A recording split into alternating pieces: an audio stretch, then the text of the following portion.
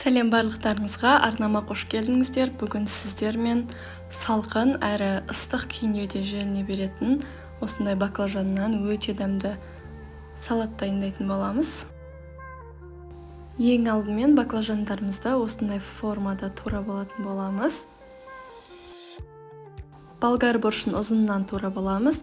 Пиязды және сарымсақты осылай майдалап тура болатын боламыз. Ең алдымен қызып тұрған табадағы майға болгар борщымыздың екі жағын қызартып қуырып алатын боламыз, әдемілеп.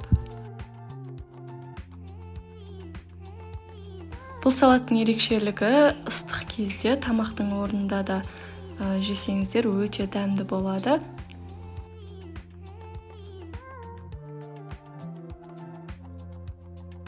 Болгар борщтарымыз қызарып қуырылды. Енді баклажандарымызды дәл осылай қуырып алатын боламыз, әдемілеп екі жағын қызартып.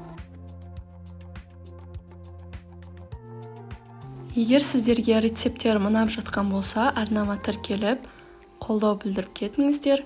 Комментарий және видеоның астына өз пікірлеріңізді жаза кетіңіздер.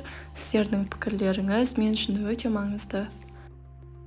Мінекей баклажандарымызды де пісіріп алдық. Ал енді сол майға алдын ала турап алған пиязымызды екі жағын қызартып тұрып әдемілеп қуыратын боламыз.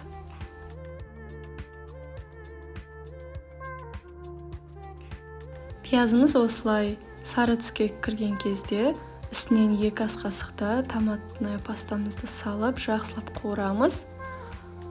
Оның орнына помидорды езіп қолдансаңыздар өте дәмі керемет болып шығатын болады.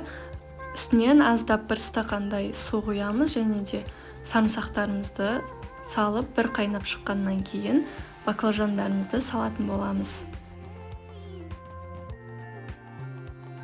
Тұз және әртүрлі дәмдеуіштерден де салуды ұмытпаңыздар.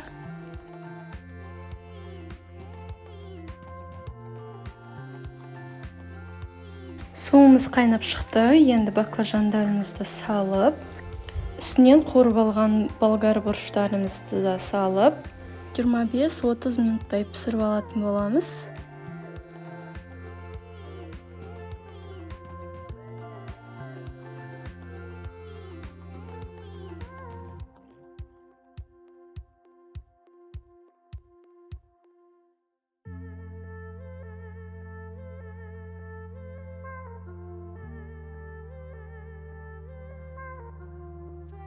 Мінекей біздің салатымыз дайын, өте дәмді болып шықты. Егер сіздерге рецепт ұнаған болса, арнама тіркеліп, қолдау білдіріп кетіңіздер.